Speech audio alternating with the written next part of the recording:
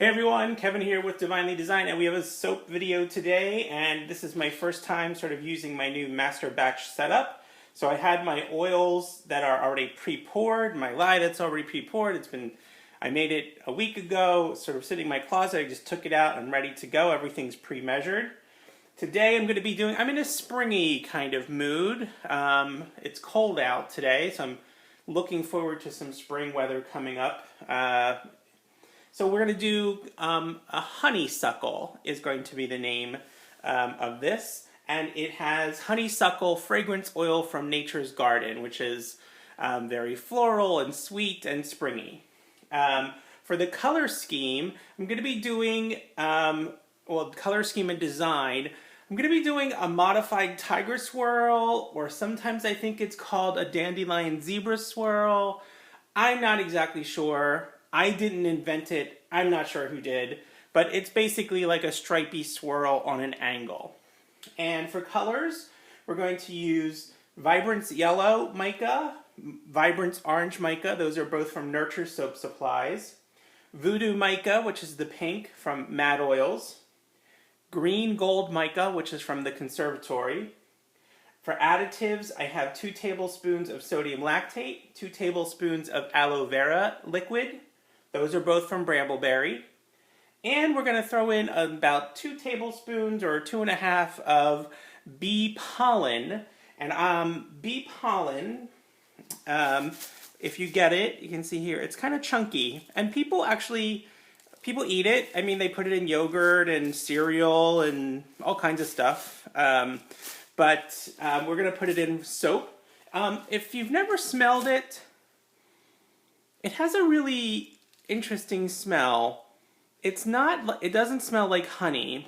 It smells sort of earthy and maybe a little sweet and or floral kind of to it. It mostly smells kind of earthy, I think. But anyway, we're putting it in for a little bit of exfoliation and just a little bit of added label appeal. So those are our additives. And I also have some titanium dioxide because I'm going to make these colors kind of light, I think. Try and do some nice pale colors. So, okay, let's get started. I did heat up my oils for a minute. I didn't check their temperature, actually.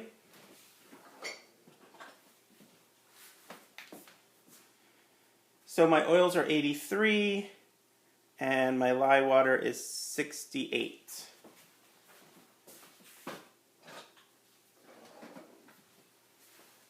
Okay. I'm going to try and do everything kind of in here, and then I'm going to pour off my colors. But that way I don't actually have to make additional bowls dirty. We'll see how this goes. I got the sizes of these containers based on the recipe I knew I would be making and the amount. So the bottles are perfect size to hold the lye water.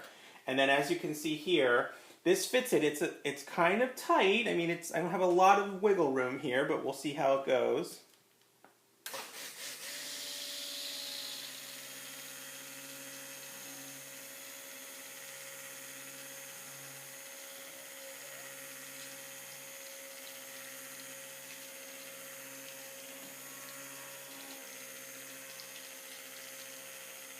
Okay, that worked pretty darn well. Okay, I want the base to be like a pale yellow, and then I'm going to do colors, a brighter yellow, the orange, the pink, and the green. I don't need a ton of these though. Like, I don't need a lot of them.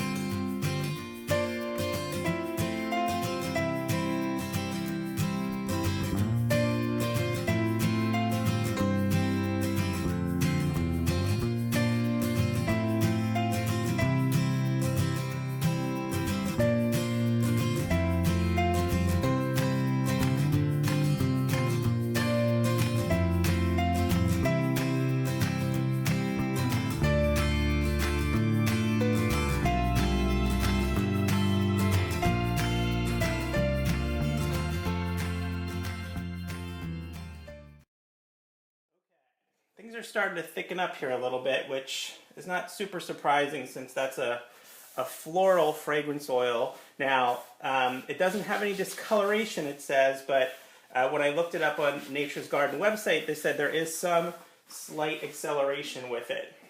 Okay, so let's see. I am going to take my tall and skinny mold. It's from American Soap Supplies. And I just have another mold I'm going to sort of brace it on so I can get a nice angle. And let's put something there. Okay, so we're going to use the base.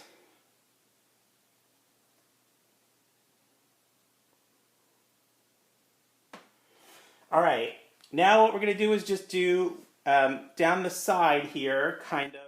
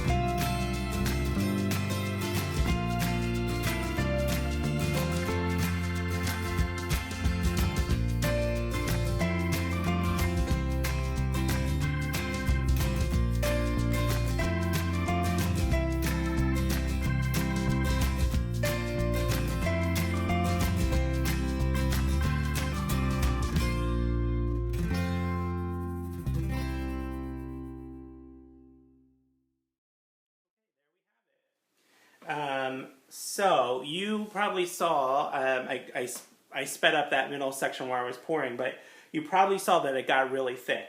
You know, florals notoriously speed things up, and I certainly think that this fragrance oil here did that.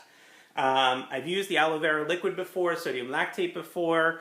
You know, could the bee pollen have maybe made it speed up a little? I doubt it.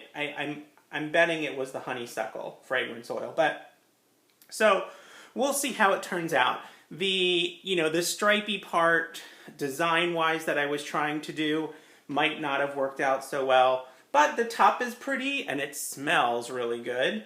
Let me get a little close-up here if I can.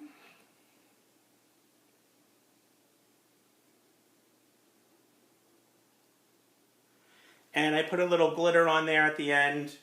This is going to go in the fridge. I'm just squeezing the center because it's bowing out a little bit. So I'm trying to make sure it stays kind of, straight, the sides. This mold is pretty good for not bowing. But because this thickened up and I did such a high top on it here, I think the middle is a little bit heavy. So I'm just kind of tapping the middle in from time to time just to make sure that it stays nice and straight. So, okay, that's it. Stay tuned. After the break should be the unmolding and the cutting. Thanks, everyone.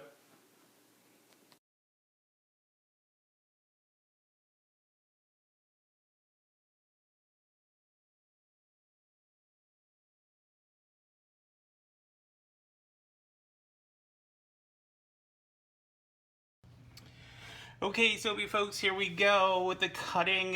It is almost 24 hours old, I think. I left it in the fridge for a couple of hours, then put it out. I made this early yesterday morning, so then I've just let it sit all day, and then the rest of the day, and then all overnight. So, here we go. I don't think the swirls are gonna look like I wanted them to, but it smells amazing. Honeysuckle makes me think of spring. I think it's a very like spring-like fragrance. Ooh, that broke off there.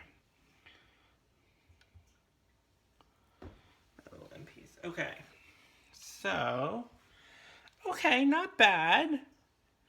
I was sort of going for the tilted tiger swirls, so I kind of wanted this a little bit more of a jaunty angle, but that's not bad. I'm actually pretty happy with that. And you can see the flecks of the bee pollen in there. That smells so nice.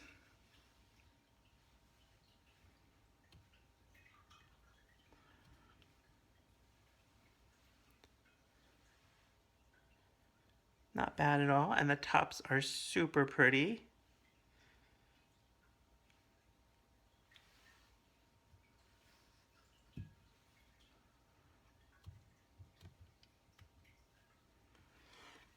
Okay, these are all pretty similar actually.